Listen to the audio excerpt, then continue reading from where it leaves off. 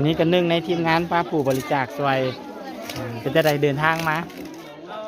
ยุ่งยากอยู่แต่ก็มีความสุขทางบุดีทางบุดีทางเสือเราก็ทายนะทาย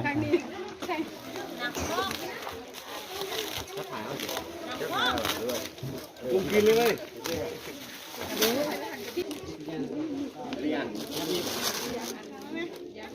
อย่าไปเห็นแล้วเป็นอันนี้เห็นแล้วนะ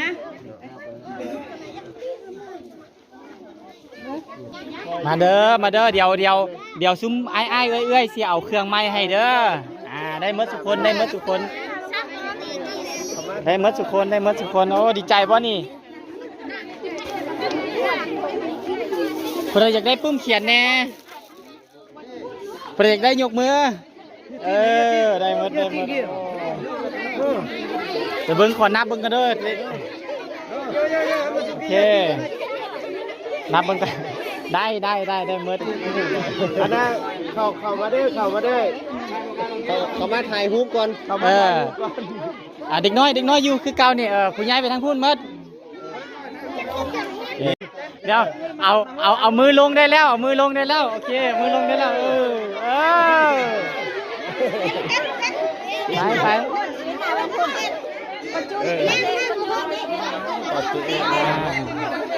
วิ่งแม่ลงที่วิ่ง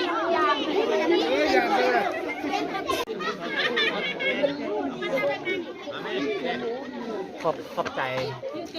มาถึงขอบคุณเดียว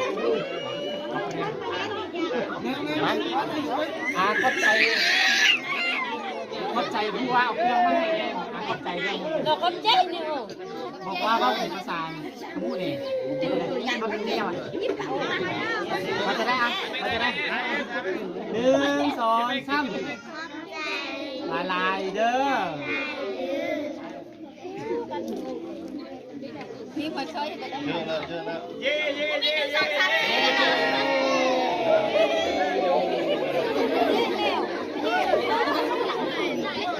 เอาเนาะในที่สุดทางทีมงานของพวกเขาก็ได้เดินทางมาฮอดมาถึงบ้านก่อนทรุเป็นที่เรียบร้อยเครื่องก็มาฮอดมาถึงพวกเขาจะนำเครื่องไปมอบให้น้องฮอดมาถึงเรียบร้อยเนาะมาไล่เลยขอบใจเพื่อนแน่โดย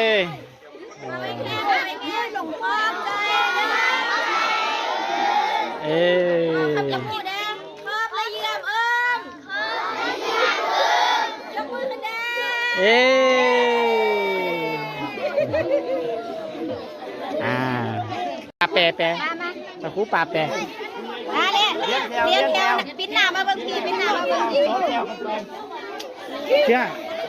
เดี๋ยวนี้แม่นั่นปึ้มนี่บอกว่าต้องปึ้มแล้วก็ปึ้มเมื่อแล้วก็ขนมโอเคทางที่โอ้โทษ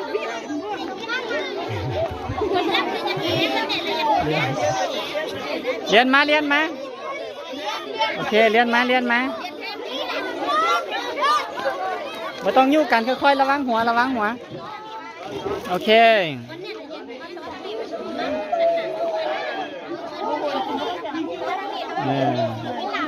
ยังเตรียมสั่งกับหลังหันมาเดียวเลี้ยนแถวก่อน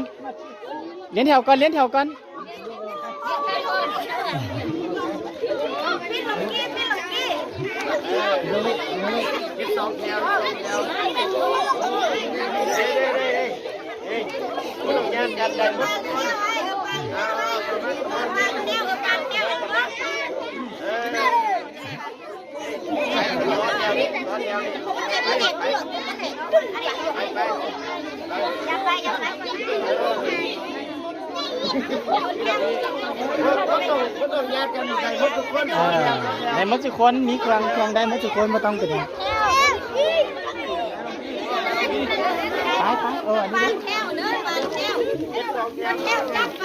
ปไปรถยาวไปรถ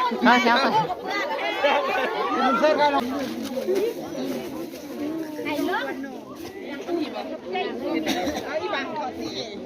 ถ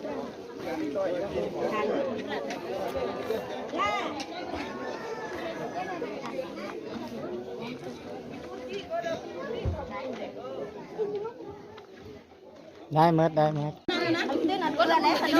เลี้ยนแถวดีๆเด้อเลี้ยนแถวดีๆเด้อไอ้กูรู้ตื่น อย่าตื่นกับหน่อย ไหนภาษาแปลโอเคอันนั้นก็ได้บ่ลงก็ได้เอาไปเอาแม่ไปอุ้มมันยืนท่าเลยก็ได้บ่เป็นหยังยืนท่าก็ได้โอเคได้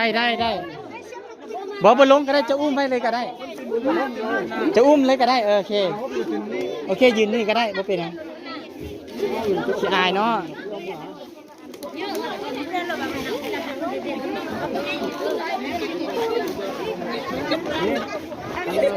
บุตรของคุณเป็นเจ้าโลกผู้หญิง ปะโปะกับโปะ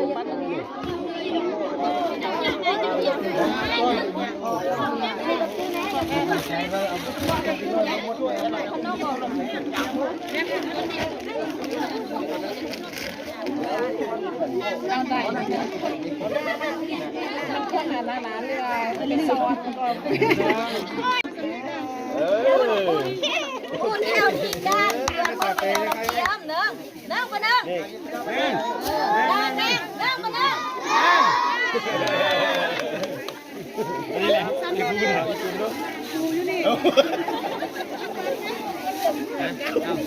นี่มันพูดถึงออกมาเนาะนี่อันนั้นเด็กคนมึงเก็บจับไม่กูเด้อให้ที่คุณจะทำงานของคุณใจแบบนี้มาเริ่มมาบ้างให้ใครอุ้มก็ได้ใครอุ้มไม่ก็ได้บ่เป็นหยัง ว่าไม่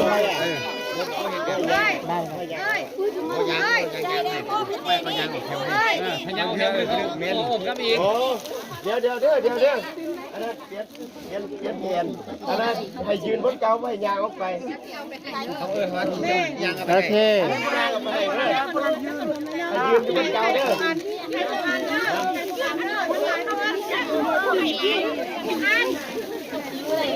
เอาทงเครื่อง ต้องกี่ที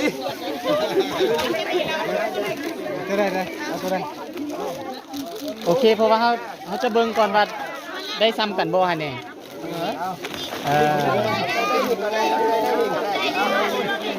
ซอยกันน้องไปจับซอยกันโอเค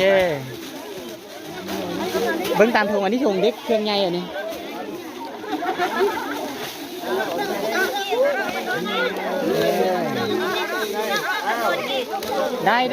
ได้หมดทุกคนได้หมดทุกคนเอาทางนี้ก็ลำเลี้ยงเครื่องไหมไปด้วยมาดูสิห้ามแจ๊แถวเด้อ จับไปก่อนยังเจ้าเครื่องนุ่งให้ตึม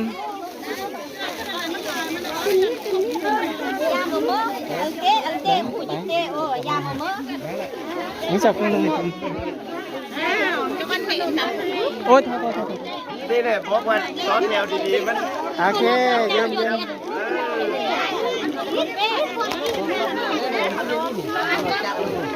ผู้ใหญ่ถ้าเอาปึ้มเด้อ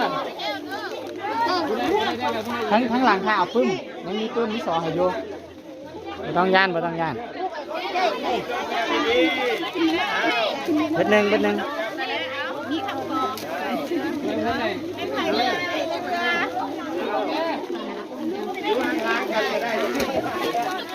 ยืน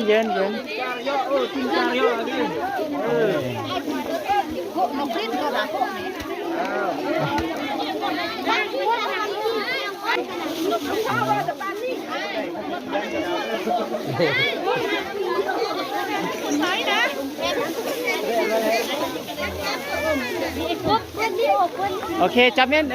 เอาวางไว้ลุมก็ได้ปลาไว้ลุมโอเคบุญหนึ่งได้หมด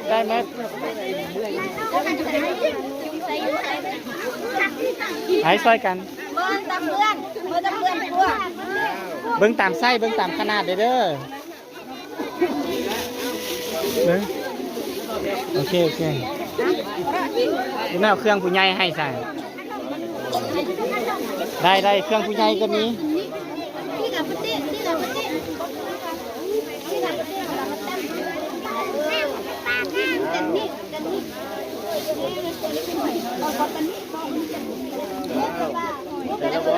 โอ้ได้แล้ว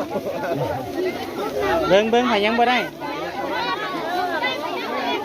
โอเค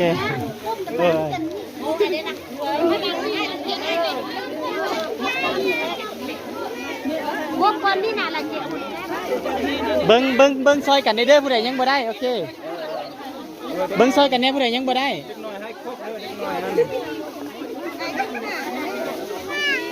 วันนี้อุ่นหนักวันนี้ ผู้ใดได้แล้วนั่งลงผู้ใดได้แล้วนั่งลงผู้ใดได้แล้วนั่งลงเอ้ยนั่งลงยังเราบ่รับกันขึ้นมาเพื่อนเต็ม ผู้ใดได้เครื่องแล้วนั่งลง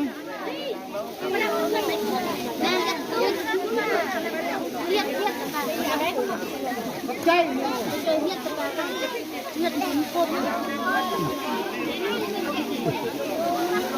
นางชุกเลยย้อนน้องกันไป แถวหลังจะเป็นเครื่องเด็กใหญ่เลยเด้อเดี๋ยวเครื่องเด็กใหญ่แถวหลังสิ เล็กน้อยบ่มีแล้ว ได้จักปี3 ปีเดี๋ยวจะว่าให้3 ปีก็อันนี้3 ปี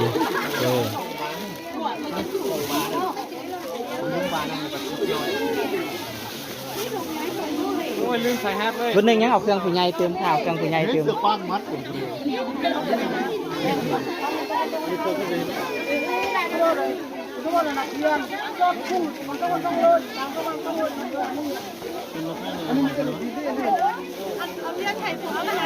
อันนี้แถวหลังเครื่องผู้ใหญ่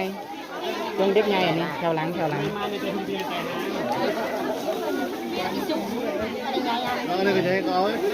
อันนี้เครื่องเล็กยันแถวไหนเดี๋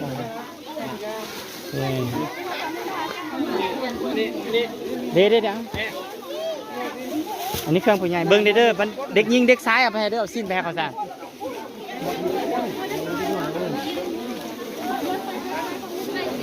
นี่หลาย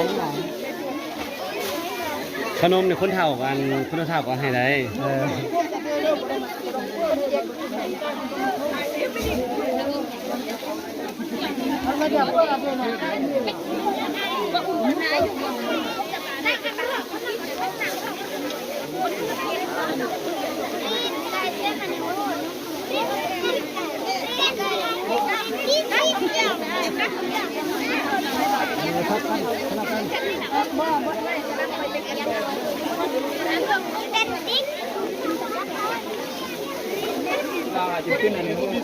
บุญหนึ่งพอได้เข้าเงียนเดี๋ยวสิ้นอันนี้ผู้หญิงผู้ใหญ่ได้หมดเลยอันนี้ยังมีจูคนนี้ให้มาได้ชิ้นโอเคอันนี้นะโอเคกำลังคุณบ่มีเครื่องเด็กใหญ่อันนี้แบบนั้นแล้วอันนี้เครื่องผู้ใหญ่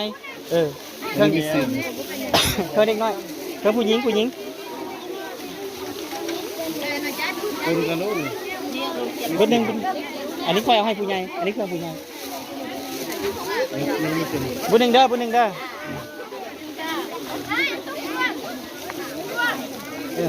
ยังเด็กเอาเป็นส่งเอาเป็นชุดกระดาวให้สาวผู้ชายเด็กน้อยผู้ชายบ่มีละเมื่อละวันนี้ให้เบ้าคนใดเนี่ยคือเรายืนก็แล้วเนี่ยเนาะใครเป็นนักเรียนนั่นแหละยายอันนี้ก่อนเลยยายนี่ก่อนเราไปบอกค่ะเด็กน้อยผู้ชายแม่นเอาส่งกระดาวให้อันนี้ท่านผู้ใดได้เป็นอันนี้ก็พอแล้วมีแต่เอาตัวนั้นในเครื่องเด็กซ้ายน่ะเด็กซ้าย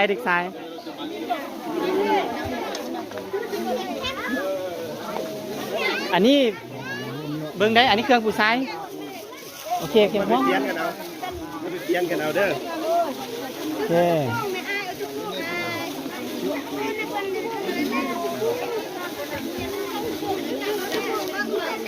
ผู้ใดได้ยังเบิ่งแล้วค่อยไปเปลี่ยนกัน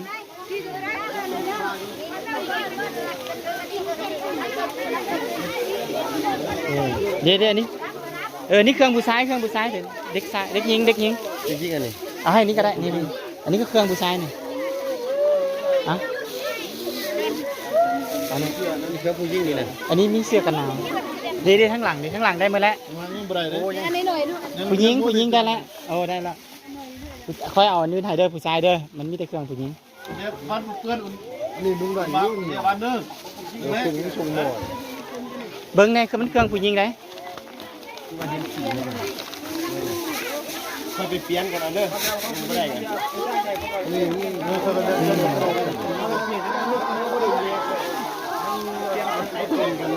ใครลุงใดลุงบ่ได้ค่อยไปเปลี่ยนกันเงินเดียวกันแล้วบ่ได้ใครผู้หญิงผู้หญิงไหนผู้ชาย มึงลองเรียนที่มันจงไอ้เอิ้น เอาไปบริหาร ยังว่าเดียวได้หมดแล้วยัง โอเค ช่วยเรียนเมื่อไหร่กันเนี่ย ยัง เอาง่ายๆบัดนี้เฝ้าเถอะเอ้ยเฝ้าเถอะอันยังคนยังบ่ได้ถุงเครื่องเถอะจะเอาส่งกันหนาวให้บัดนี้เจ้าผู้ใดบ่ได้ถุงเครื่องเอาส่งกันหนาวให้บัดนี้ ได้หมด บอกมันเขายังบ่ได้ดูแล้วก็ เด็กกำลังเกี่ยวไป โอเค อันผู้ใดเด็กน้อยผู้ใดได้เด็กน้อยผู้ใดได้ถุงเครื่องแล้วก็นั่งลง ผู้ใดบ่ทันได้ถุงเครื่องแล้วยืนขึ้นเจ้าส่งให้ โอเค นั่งลงโอเค นั่งลงผู้ใดได้ถุงเครื่องแล้วนั่งลง โอเค ได้ถุงเครื่อง ได้แล้วเนาะถุงเครื่อง ผู้ใดยังไม่ได้ถุงเครื่องแล้วยืนขึ้น โอเค ยืนขึ้นเจ้าเอาส่งกันนาวมาแจกก่อน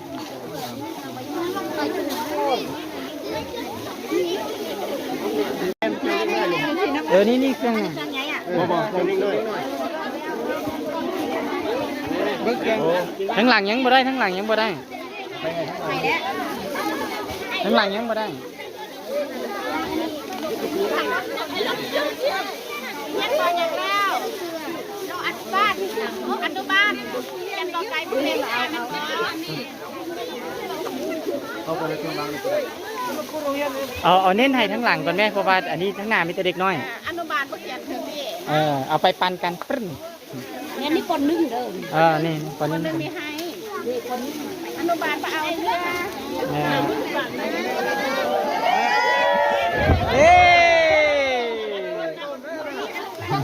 เป็ดเป็นยังไง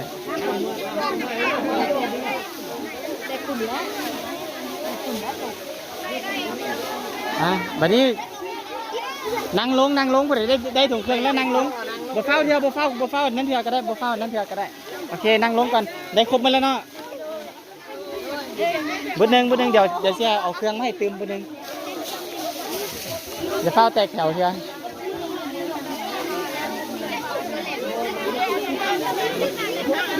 หมดการเรียนมันหนอก มันเจ๊ขอเลยโน่น ได้ยังอันนี้มา ยังคุณด้วยยังคุณด้วยเงินที่ห้าเมื่อตะเกียงแล้วยังงัวคูตะกี้นี่ เดี๋ยวเครื่องนี้ เราเต้นเสียงมือใครไม่ถูกไปเลย โมเมนต์ละข้าตัวนี้มันคือเนี่ยตัวพวกนี้ละนี่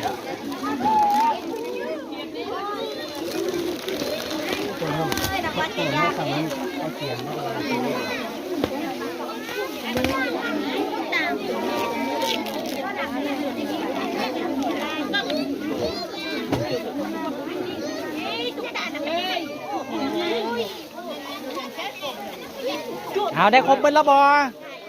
แล้วมาละบ่ ได้เมื่อระบอโอเค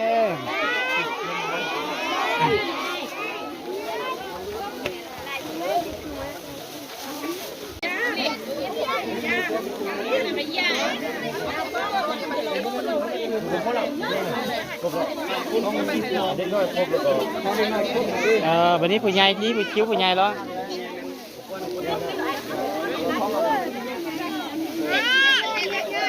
เดี๋ยวให้สาวคูป่ามาดูล่ามมาดูขอบใจได้ขอบใจเสร็จแล้วล่ามเขา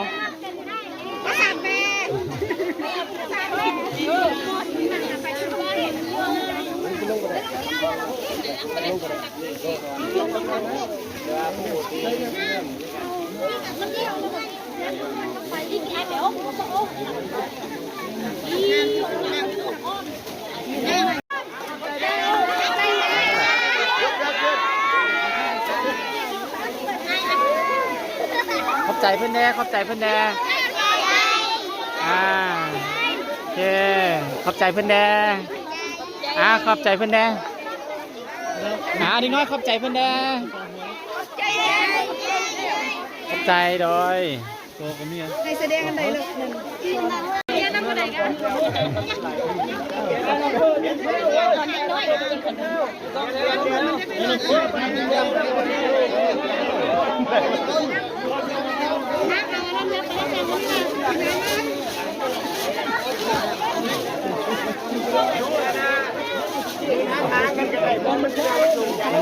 ถ่ายวิดีโอเลย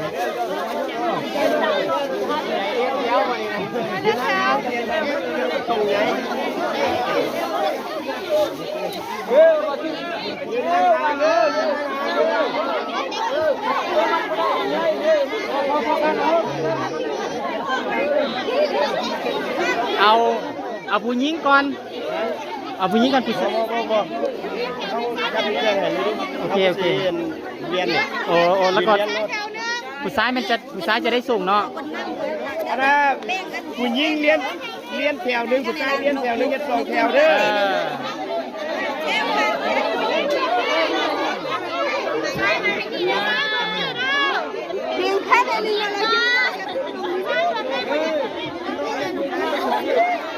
ภาษาแปลนะผู้ชายเบื้องนี้ผู้ชายเบื้องนี้ผู้หญิงเบื้องนี้ ใส่เบิ่งได้ ผู้ชายเบื้องนี้ จะเพราะอย่าอย่างนี้ ยับไปรถพวกเป็นยัง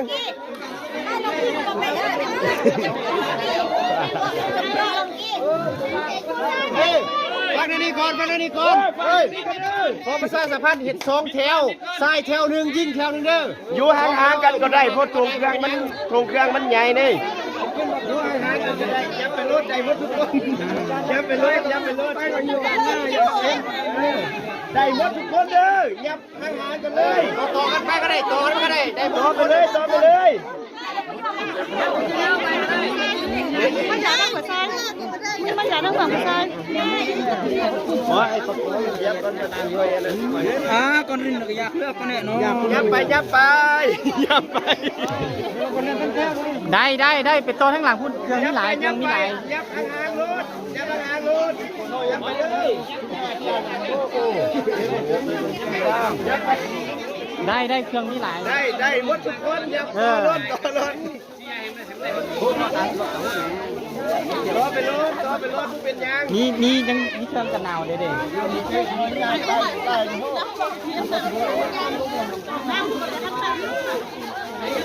อย่าพูดแค่ไว้ยงแค่เนี่ยแค่เอาอันนี้ก็ได้เจ้าผู้ชายแถวนึงไปทางนี้หรอผู้ชายแถวนึงไปทางนี้นี่คือจะนิรัตเห็นต่อแถวนึงไปทางนี้ได้ต่อแถวนึงมาทางที่ต่อแถวนึงมาทางที่ได้พอกินหน้ามันด้วยต่อไปเลยได้ไหน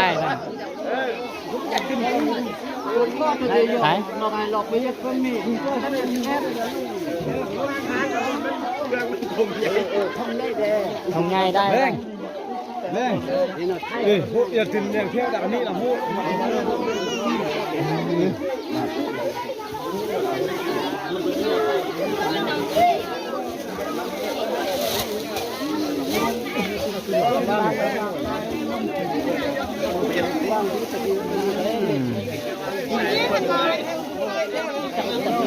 อันนี้เป็นลูกชายป่ะล้านโอ้คิดว่าสำนีก็มีลูกล้านคิดว่ายังมีลูกอยู่เนาะย้อนยังไหวอยู่ได้ผู้ชายนี่จะได้เป็นเสื้อกันหนาวเป็นทรงกันหนาวแต่ว่าธงลายธงอันนี้เป็นของผู้หญิงมัดผู้ชายนี่ได้เครื่องไม้ผู้ชายนี่ได้เครื่องไม้เด้อใช่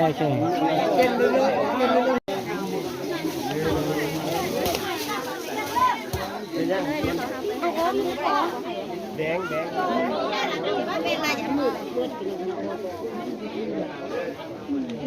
พื่อนมึง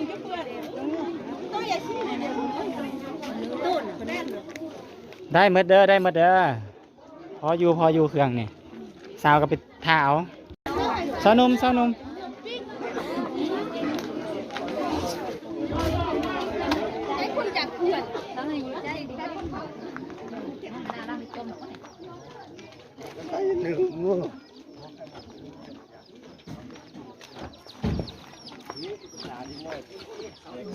ตุ๊กตาบอมาอัน เดี๋ยวเราค่อยซุ่มแจกเอาเด็กน้อยนะ กินช่วยนอกจากนั้นเพราะว่าครับ นี่คือบ่อลุงมดโอ้ ลงมาเมื่อลงมา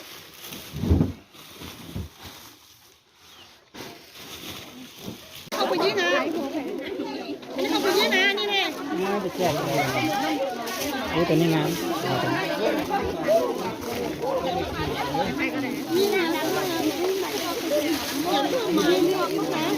ยิ่งนี่ยิ่งหลายยิ่งใหญ่ น้ำปอตัวนี้ตัวนี้จงไว้เดี๋ยวผมจะจับแม่ตัวนี้จงไว้ขอแจกตัวนี้บอกก็จะมาให้ขอแจก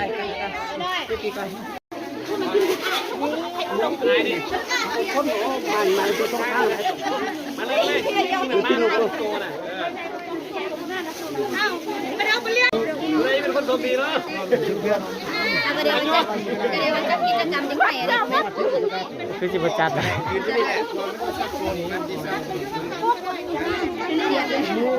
เกียดเลย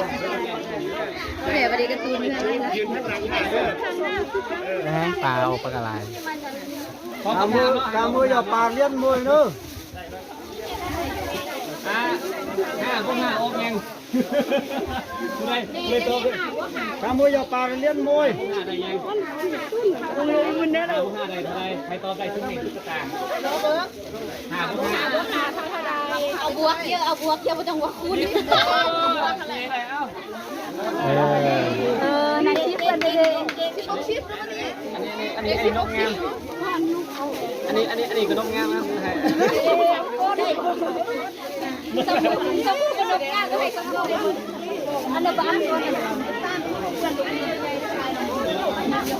โอ้ใจดำชุดเอ้ยโง่จะหายผู้ใด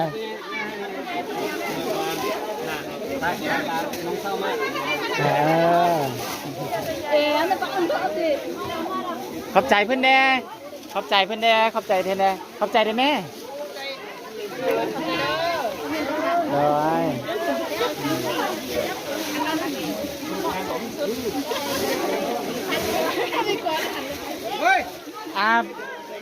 เข้าเที่ยวเข้าไปเที่ยวผู้ใดได้ก็ยืนซื้อถาก่อนเรื่องไม่ใช่เพราะว่าการต้องเยอะมวยกลางเป็นมวยคนก็มวยกลางเป็นมวยคนเลือกนี่แหละกายรถมวยกลางเป็นมวยคนมวยคนกลางเป็นใช่เนี่ยได้เครื่องนี้พอเครื่องนี้ยังเจ้าเราวันนี้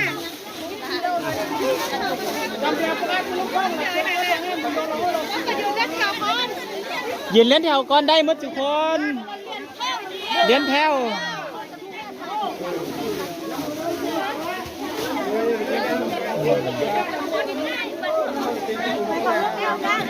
ได้มันมีของผู้ชายได้โอเค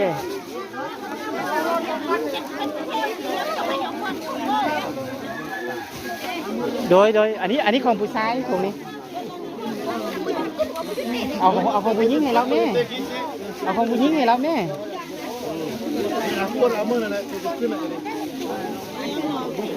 อันนี้เอาให้พ่อเฒ่าดิอันนี้เอาพ่อเฒ่าเต็มที่ใส่โอเคเด้อได้มดนะว่ายังเพื่อนพูดได้ออกไปเลยบอกผู้ใดยังบ่ได้บางทียังคนบ่ได้เราก็จะได้เกลือเอาเพราะบางทีมันจะมาแล้วเครื่องอันนี้นี่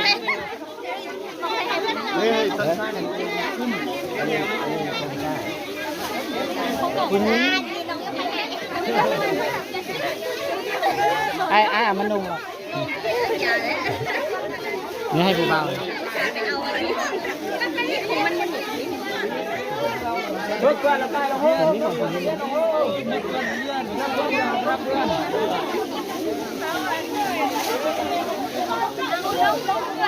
บ่ต้องญาติกันบ่ต้องญาติกันใจเย็น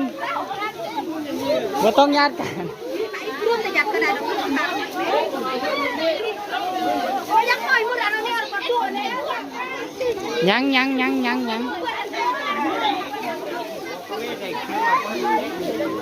ได้เครื่อง เมื่อเพื่อนอยากกล้าขี้เด้อเครื่องเมื่อเพื่อนก็ได้กล้ากลางเด้อ เบิดปั่นกันเด้อผู้ใดได้แล้วก็ใจเย็นๆบ่เฝ้าเนี่ย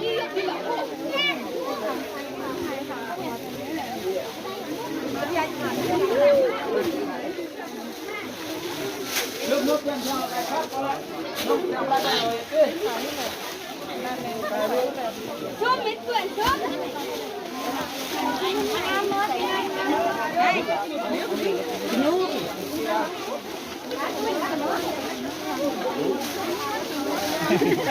จิกเลย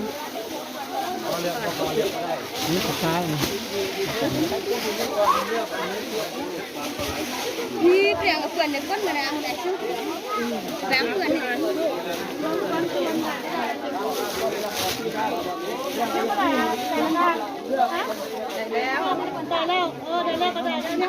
เออ ไหนจะติดก้นมันนะ ได้แล้วผู้นี้ได้แล้ว จุนี่ดู บางคนก็ไปส่งคนก็ได้ก็ รอมัน ยังบ่ได้ยกมือขึ้นเด้อ ผู้ใดยังบ่ได้เด้เบิ่งซอยกัน หลังนั้นเราจะอะไรเนี่ย หายังผู้ชาย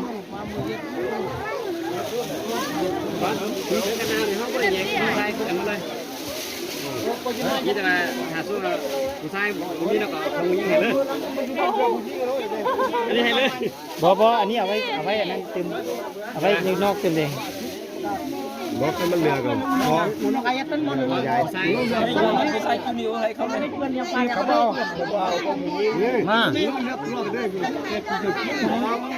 มา เป็นยังของผู้หญิงให้ก็ให้มัน บ่แม่นประมาณนั้นแหละ เป็นยังแหละ โอเค ตัวนี้ก้อนเดียว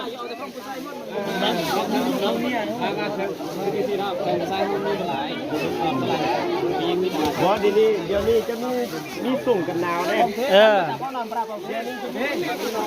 เดี๋ยวนี้อะไรเอาเครื่องตัวนี้หันด้วยใกล้ที่เราพี่ไปรับเพื่อนไปรับพี่ กระตาบ่มี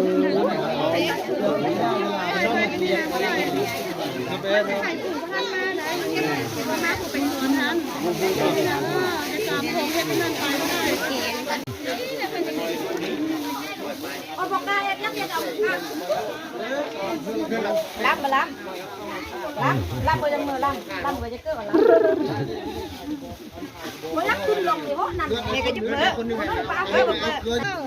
เปลี่ยนใจบ่หายแล้ว เอากระเพื่อน เอาไว้นุ่งเอง กำลังเลือกอยู่ กำลังเลือกการเลือกครูเนาะ พี่บ่ได้ตรงตอนกี้นะเลี้ยงแถวเด้อ ผู้ซ้าย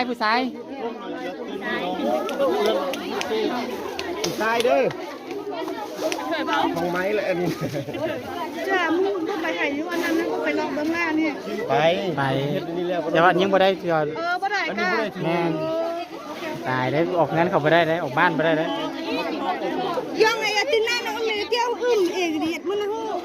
บ่อันนี้ให้ผู้ชายเด้ออันนี้พูดให้ผู้ที่ว่ายังบ่ได้โทรเมื่อกี้แน่ปันกันคนเล็กคนน้อย เดี๋ยวรักเพื่อน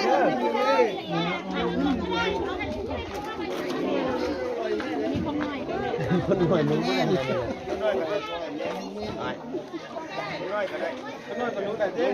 มันได้ฟรีไซส์ใส่ได้หมดคุณตุ้ยก็ใส่ได้คุณจอยก็ใส่ได้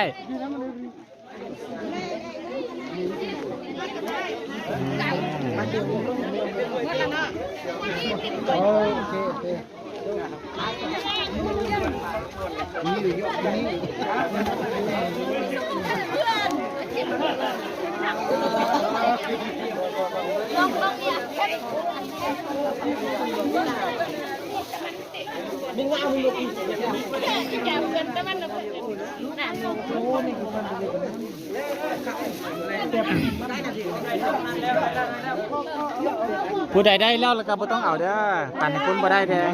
ได้แล้วสุดไอ้ผู้ได้ทางหมู่มา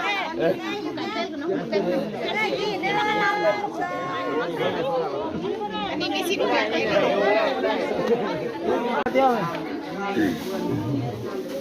ทำเพ่งเขาปี โอ้ เราก็ได้มีอะไรกี่เมื่อเนี่ยโตเนาะประมาณวันป้องกันน้องปลาเมื่อเย็ด แล้วคนทำไมต้องการนะ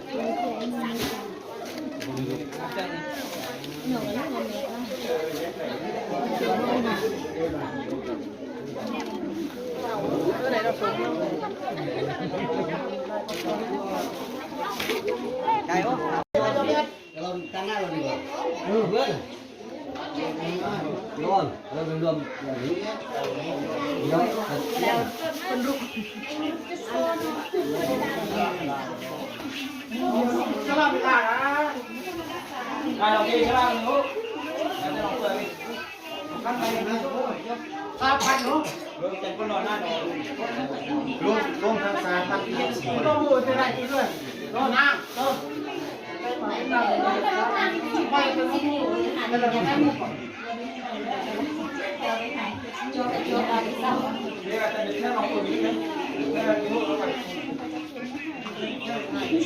เราอยากเลือกมันเนี่ย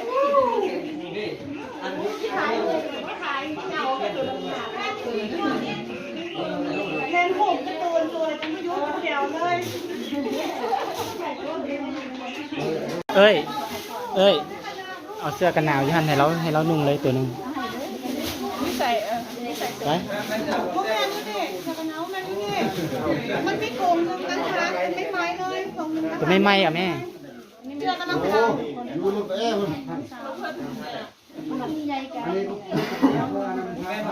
เด้ เออ เขาพูดมันหนักมันไล่เขาเชื่อเอาไปฟังมั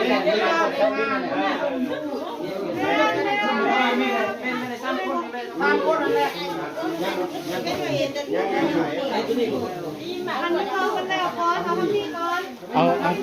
าให้ไม่เท่านั่งก็ละเมื่อยเอาตั้งให้ไม่เท่านั่งกัน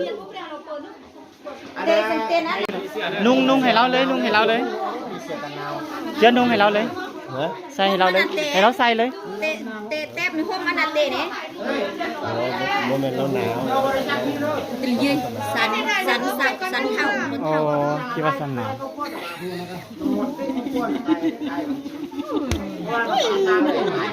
ดอกก็สันเลยสันหยานเบียร์ เดี๋ยว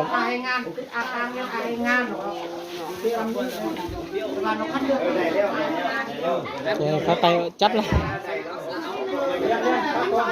มึงเด้อ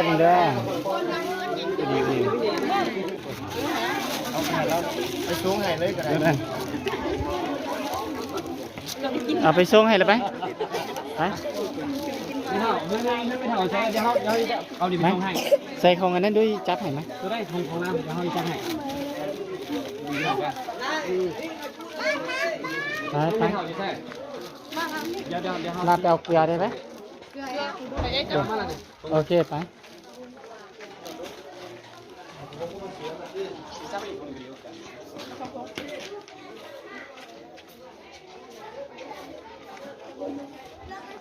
ไหนจับให้ประคองแล้วจับไป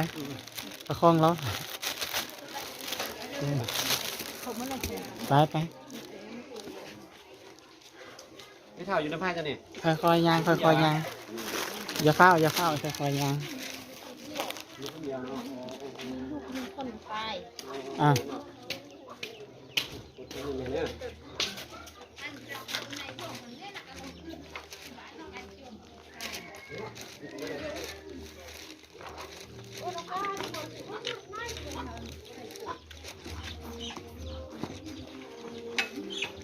ยเต็ม มันยางบ่เป็นเลย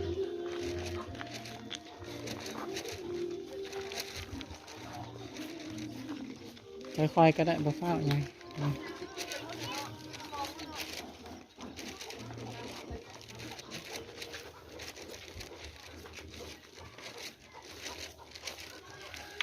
เลือกเครื่องเลือกของเล็กน้อยกับน้ำนะน้ำนี่เป็นน้ำหัวใช่เงินไม่เท่าไหร่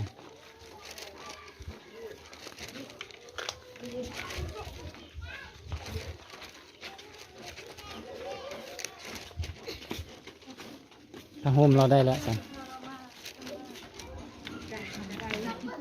ไก่แท้ก็บอกไปตั้งงานอยู่ใกล้ๆคำทางเลยเอาฮอดแล้วมาส่งเด้อเอาเกลือให้งั้นแล้วเนาะโดยโอ้จะเป็นลูกสาวแล้วอ่ะเป็นลูกไผ่อ่ะ ล้าน เป็นลานโอ อย่างเงี้ยเนาะอันนี้ เออ เสียเลย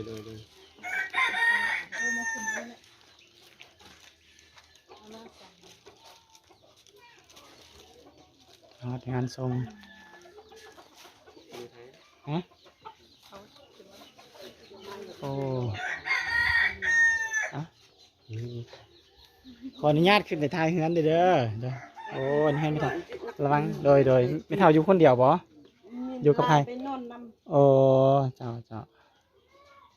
อันนี้มันงานเพิ่นนะโดยดีใจเพราะได้เครื่องใหม่นี่ ำดีใจไล่ เลย ขอบใจไล่เลย สุขภาพแข็งแรงเด้อแม่เด้อ ห้องไม้เป็นเลยที่หอมนะหอมเลย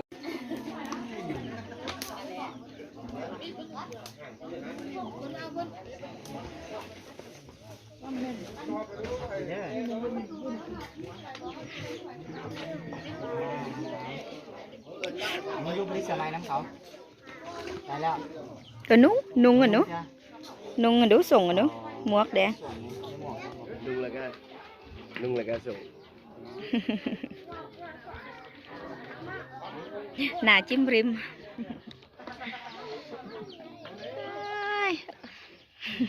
คุณได้สไปเดอร์แมน คนสมัยเห็นไหม ของเคยปั่นของเด็กน้อยเขาจะเชื่อกัน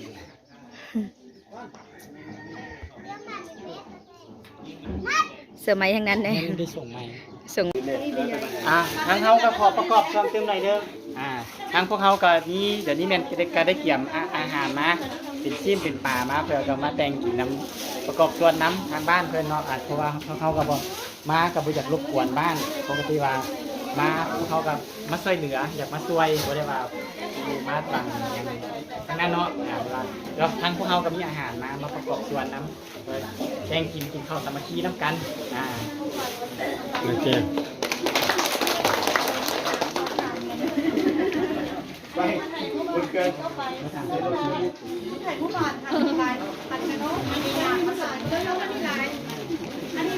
อันนี้มันที่ได้ เป็นงาม ได้ไปเป็นบ้านอื่น กลับกันเด้อบ๊ายบาย เป็นกระเริ่ม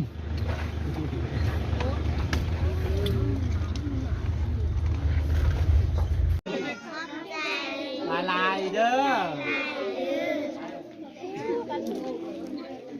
พี่มาช่วยกัน เยอะแล้ว 1 2 3